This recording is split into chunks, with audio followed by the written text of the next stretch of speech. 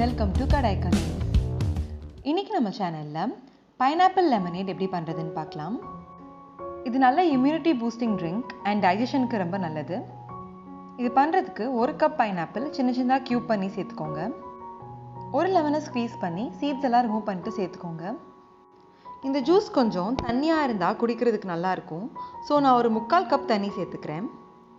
இது கூடவே ஒரு சின்ன சைஸ் இஞ்சியை தொலி நல்லா பீல் பண்ணிவிட்டு சேர்த்துக்கோங்க. தேவையான அளவு சுகர் சேர்த்துக்கோங்க. ஒரு 1/4 டீஸ்பூன் பெப்பர். பெப்பர் ஆப்ஷனல், உங்களுக்கு வேணான்னா நீங்கள் சேர்த்துக்க வேண்டாம். நல்லா பிளெண்ட் பண்ணி எடுத்துக்கோங்க.